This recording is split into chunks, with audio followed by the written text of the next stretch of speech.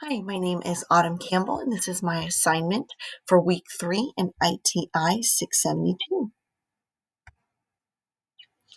I currently teach in a 7th grade science classroom at Yuba Gardens Intermediate School in Northern California. The age ranges of my students are 12 to 13. Social emotional learning is based on the 5 competencies or the 5 different parts of social and emotional skills. It's an area that has really gained popularity and is now being incorporated into all the fields of education, not only for students, but also for educators. So I won't read the entire quote, but this quote here I think does a great job of summing up how SEL can be beneficial for students and educators. So the last sentence says, SEL can help address various forms of inequity and empower young people and adults to co-create thriving schools and contribute to safe, healthy, and just communities. And that's what I hope to do by going through these 10 strategies this week. I've separated out the strategies into 2 strategies for each of the 5 competencies, and the first one is self-awareness. So the first strategy I talk about or I present here is cultural connections.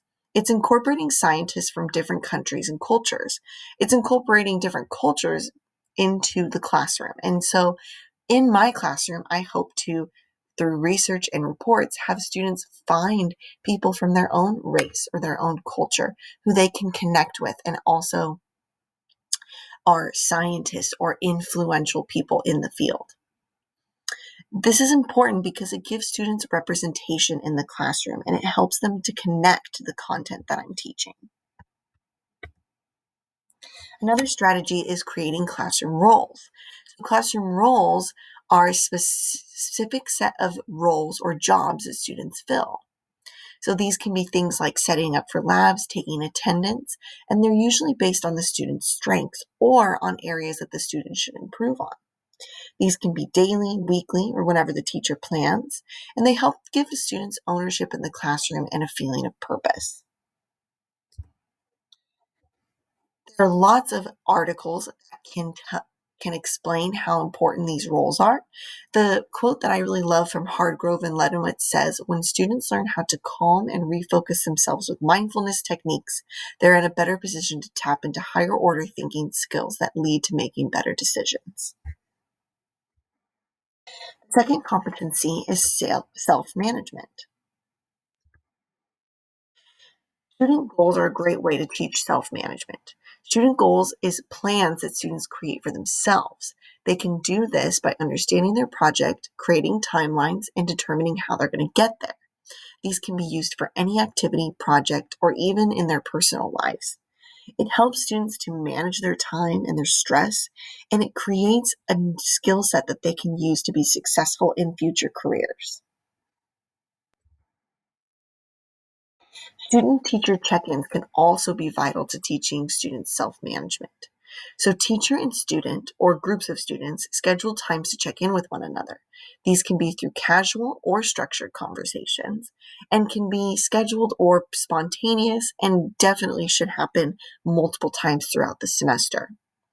This is an important strategy because it gives students the opportunity to share things that they might not feel comfortable sharing in front of the whole class, and it also lets them have one-on-one time with their teacher. There are lots of articles that talk about student check-ins and the importance of creating student-teacher bonds. One of the quotes that I really enjoy here says that teachers can effectively individualize SEL through one-on-one conversations with students.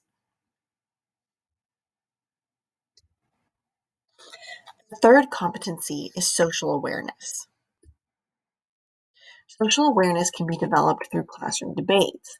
These are when teachers create a controversial question or topic and present it to the class to discuss. In science, this may be something like vaccines, animal research, or environmental impacts. The students will be given the topic that they're supposed to defend, or the side of the topic that they're supposed to defend, and they can work solo or in groups. This is a really great strategy to end units on or use as assessments. And the reason that it's important is because it really teaches students to debate in a respectful manner and to respect others' opinions and ideas by keeping an open mind. They may not agree, but it's so important to learn how to have these open and understanding conversations. Another strategy is restorative circles. Restorative justice circles are an important opportunity for a classroom or group of students and educators to come together to discuss harmful behaviors. These can happen when the group gets together and people are honest in sharing how the harmful behavior or specific incident affected them, and every single person gets to share and also gets to be heard. This happens after an incident or when behavior starts to affect others. And the most important reason to use these restorative circles is to restore relationships. It helps to build awareness of how our actions as humans can affect other people in our community and in our classrooms. Again, creating that self-awareness. There is lots of research done about restorative justices. The scholarly support that I put here comes from an article about studying how social and emotional learning can be improved through the use of restorative justices. So the research that was done is they began to use restorative justice in different types of schools, and all of the students and the educators expressed that they felt like they created stronger communities and created more social awareness for those around them through the practices of restorative justice. The fourth competency is relationship skills. The first strategy that helps to build relationship skills that I chose was community service. So community service projects involve students doing helpful work or research in their community to help solve a problem. This can be done through a project and should be worked as a group, as a class. They're going to also be working in their neighborhood or community. It can be best for any time, but I see it as being used as the end of my human impact project or a human impact unit. Why is it important? Well, it helps students understand their community, the needs of their communities, and through this project and through teamwork, the students are also building those relationship skills and bonding with their peers. The second strategy, and probably my favorite one, is classroom games. So classroom games are any opportunity for students to engage in activity with academic competition. Things like Book It, Jeopardy, or Nearpod are great activity ideas, and they can be really used at any time. Currently, I use classroom games for review, pre-assessments, or even assessments. They help students to feel more relaxed, and with friendly competition, students get to know one another better and create those relationships and practice being good in competition or working in teams. So again, there are lots of articles that talk about using games in the classroom. This article here by Zalka, he created games for his high school English class, but he also talks a lot about the benefits of using games in his classroom. So he writes that the games appeal to young adults, their target group, offering not only entertainment, but also a sense of community. And he also talks about having the students discuss with one another, and that after doing a game, he noticed that students were more willing to discuss with one another and work with one another. Last competency is responsible decision making.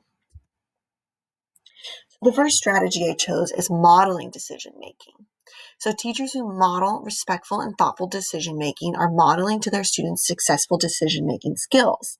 So by explaining how I came to a decision and being transparent when I make mistakes, I can model decision making skills. It should be happening at all times. I should always be striving to be honest and practicing those social and emotional skills with my students. Teachers who are transparent and honest with their students make stronger bonds with them. And the last strategy is problem solving. So students are given a problem and asked to use critical thinking to create a solution. So students might be given an article or a challenge or maybe an inquiry, and they're going to use the information that they've learned to solve the challenge, either in groups, in pairs, or solo. and they can be used for group projects, assessments, pre-assessments, check-ins, or discussions. And the reason that it's important is because it helps to build and practice decision-making skills. It also helps students to have awareness of other issues and other people's ideas. Scholarly support for this idea, again, comes from Hardgrove and Lenowitz, and it says if we help students hone on awareness of their daily opportunities to make decisions, they'll be more likely to engage in the kind of self-questioning that helps them select options that will enhance their quality of life, which should be the ultimate goal of their education. And I love this other quote from Hanover Research that talks about how important it is for teachers to model the SEL expectations because we should be who we want our students to be.